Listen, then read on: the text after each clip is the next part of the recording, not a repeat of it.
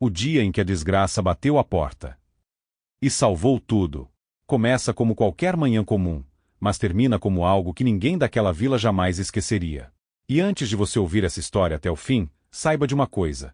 Muitas vezes aquilo que chega destruindo tudo é exatamente o que Deus usa para reconstruir o que realmente importa. Preste atenção, porque cada detalhe importa, e talvez você perceba que algo parecido já aconteceu com você, e talvez você nem tenha notado. Era madrugada quando o barulho de passos rápidos acordou Dona Elisa. Ela era uma mulher simples, viúva, que vivia com um filho de 10 anos numa pequena casa de madeira. A vida nunca tinha sido generosa com ela, e nos últimos meses parecia estar apertando ainda mais. O emprego havia acabado, o pouco dinheiro guardado já tinha evaporado, e a sensação de fracasso acordava com ela todos os dias, como se fosse um visitante permanente sentado à mesa da cozinha. Mas aquela noite seria o início de algo que mudaria tudo. O som dos passos se aproximou. Depois, alguém bateu na porta com tanta força que até a vela na mesa tremeluziu. O menino acordou assustado e correu para os braços da mãe, enquanto ela hesitava entre abrir a porta ou fingir que ninguém estava ali. Só que o bater insistente mostrava que quem estivesse do lado de fora não iria embora. Quando ela finalmente abriu a porta, encontrou Jonas, o vizinho da casa ao lado. Ele estava ofegante, coberto de poeira e completamente desesperado. E foi aí que ele disse a frase que mudaria o rumo daquela família. Elisa, aconteceu uma tragédia. Você precisa vir comigo agora. Naquele momento, o coração dela gelou. A mente imediatamente imaginou o pior. Mas antes que pudesse perguntar qualquer coisa, Jonas apenas apontou para a rua e começou a correr. Elisa, mesmo tremendo, seguiu atrás dele com o filho pela mão. As ruas estavam iluminadas só pela lua pálida. Havia fumaça no ar. Vários moradores estavam acordados, conversando, gritando, apontando para o horizonte. Quando ela levantou os olhos, viu a cena que a faria acreditar que sua vida estava oficialmente arruinada. A fábrica onde ela trabalhava havia pegado fogo. E não era um pequeno incêndio, era destruição total. As chamas engoliam o prédio como se fossem vivas, como se fossem mesmo uma desgraça enviada para arrancar dela o último fio de esperança. A partir dali, muita coisa começou a desmoronar. Sem trabalho, sem salário, sem perspectiva. Os dias seguintes foram marcados por um silêncio pesado dentro da casa, como se o próprio tempo tivesse parado só para observar o sofrimento daquela mãe. O dinheiro acabou de vez.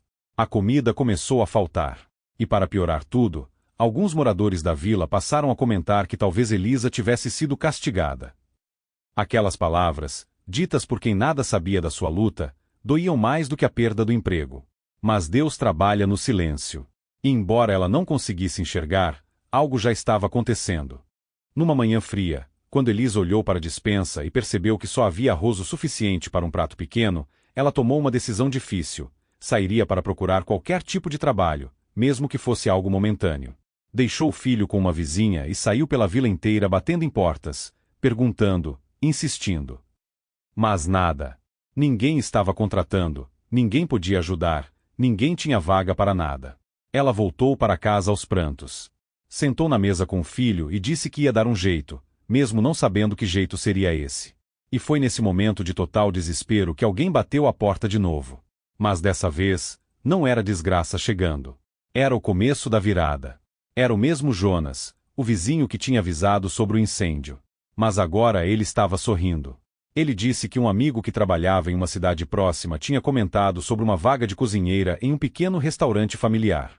O dono não queria experiência, só alguém honesto, esforçado e disposto a aprender. E Jonas, sem avisá-la antes, já tinha recomendado o nome dela. Elisa ficou surpresa, agradecida, emocionada. Mas também com medo. Era numa cidade distante. Ela não sabia cozinhar profissionalmente. Não sabia se seria capaz. Mas quando o filho segurou sua mão e disse, "Mãe, você consegue", algo dentro dela se reacendeu. No dia seguinte, ela viajou para a cidade com o dinheiro que Jonas emprestou. O restaurante era pequeno, simples, aconchegante. E o dono, seu Alberto, parecia mais interessado em conhecer a alma dela do que suas habilidades. Ele ouviu sua história inteira, cada detalhe, cada dor. E quando ela terminou, esperando um não, ele disse apenas, "Você começará amanhã." Elisa aprendeu rápido. Era dedicada, cuidadosa, e mais importante, Fazia tudo com amor. Em poucas semanas, já era apontada pelos clientes como a responsável pela comida mais reconfortante do restaurante. Seu Alberto percebeu, e com o tempo passou a confiar nela como se fosse da família. Enquanto isso, na vila, começaram a surgir rumores. Descobriram que o incêndio da fábrica havia sido causado por irregularidades graves, e que os funcionários teriam direito a uma indenização. Mas Elisa, focada em trabalhar, nem pensava mais nisso. Até que um dia recebeu uma carta oficial informando o valor que receberia. E quando viu o montante, caiu em lágrimas. Era suficiente para quitar dívidas, melhorar de vida e até planejar o futuro com mais segurança.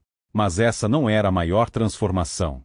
Com o trabalho novo, com o reconhecimento, com a dignidade recuperada, Elisa entendeu algo profundo. Aquilo que parecia a pior desgraça da vida dela, o incêndio, o desemprego, a derrota, foi exatamente o que Deus usou para tirá-la de onde ela estava e colocá-la onde ela precisava estar. Se a fábrica não tivesse sido destruída, ela estaria lá até hoje, presa, exausta, sem enxergar o potencial que carregava dentro de si. E mais, ela jamais teria conhecido as pessoas que se tornariam parte essencial de sua nova história. Meses depois, seu Alberto decidiu se aposentar. E então fez algo inimaginável. Ofereceu o restaurante para Elisa cuidar definitivamente, como dona. Ele disse que nunca conheceu alguém tão dedicada, tão justa, tão fiel ao que fazia. E que a família dele só aceitaria vender o lugar se fosse para ela. Ela comprou o restaurante com parte da indenização. Reformou o espaço, colocou seu próprio toque, aumentou o cardápio, trouxe o filho para ajudar nos finais de semana. O restaurante cresceu tanto que virou referência na região. Turistas de cidades vizinhas iam até lá só para experimentar os pratos feitos por Dona Elisa, como passou a ser chamada. E quando alguém perguntava como ela começou, ela sempre respondia sorrindo: "Foi no dia em que a desgraça bateu à minha porta. E Deus entrou junto." Essa história existe para lembrar você de que aquilo que chega destruindo, muitas vezes, é só o início de algo muito maior que você não consegue ver ainda. Às vezes Deus derruba portas que você jamais teria coragem de abrir. Às vezes Ele te arranca de onde você está porque sabia que você nunca sairia por conta própria. Às vezes Ele permite o caos porque só o caos é capaz de te empurrar para o propósito. E agora eu preciso te perguntar: você já passou por algo assim? Já viveu um momento que parecia o fim, mas depois percebeu que era só o começo de algo melhor?